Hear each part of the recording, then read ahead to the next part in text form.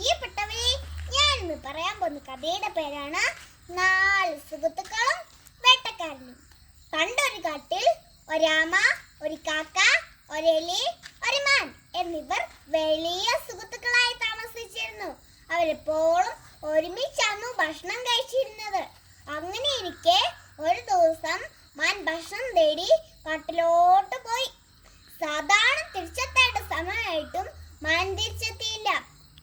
ഇത് കണ്ട് ആമയ്ക്കും കാക്കയ്ക്കും എലിക്കും വിഷമമായി.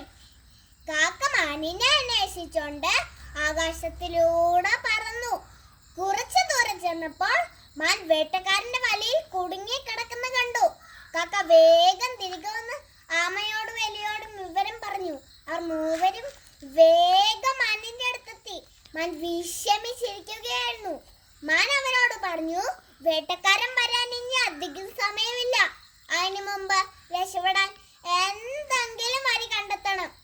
കാക്ക പറഞ്ഞു, പേടിക്കേണ്ട കൂട്ടുകാരാ, എലിക്ക് വല മുറിക്കാൻ കഴിയും. എലി വേഗം മാനിനെ രക്ഷിക്കാൻ തയ്യാറായി. എന്നാൽ വല മുറിക്കാൻ ഒരുപാട് സമയമെടുത്തു. ആ സമയം വേട്ടക്കാരൻ അടുത്തെത്തി. വേട്ടക്കാരനെ കണ്ടപ്പോൾ കാക്ക പറന്നുപോയി. മാനും എലിയും ഓടി രക്ഷപ്പെട്ടു. എന്നാൽ ആമയ്ക്ക് പതുക്കെ മാത്രമേ നടക്കാൻ കഴിഞ്ഞുള്ളൂ. അതിനാൽ വേട്ടക്കാരൻ ആമേനെ പിടിച്ചു. ഇത് കണ്ട് കാക്കയ്ക്കും എലിക്കും മാനിനും വിഷമമായി.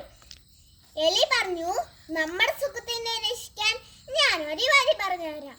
എലി പറഞ്ഞ അനുസരിച്ച് മാൻ വേട്ടക്കാരൻ പോന്ന വഴി മരിച്ചതുപോലെ കടന്നു. വേട്ടക്കാരൻ മാനിനെ കണ്ടപ്പോൾ ആമേനെ അവിടെ വെച്ച് മാനിനെ പിടിക്കാൻ പോയി. വേട്ടക്കാരന്റെ കണ്ണിൽ പെടാതെ എലി വേഗം ആമയുടെ അടുത്തെത്തി. വേട്ടക്കാരൻ മാനിന്റെ അടുത്തെത്തിയപ്പോൾ മാൻ എഴുന്നേറ്റോടിപ്പോയി. ഈ സമയം എലി ആമേനെ രക്ഷിച്ചു. പിന്നീട് അവർ വലിയ സന്തോഷത്തോടെ ജീവിച്ചു. ഈ കഥ നൽകുന്ന സന്ദേശം ഇതാണ്: ഒരുമിച്ച് വയത്തിച്ച എന്തും നേടാൻ കഴിയും. നന്ദി.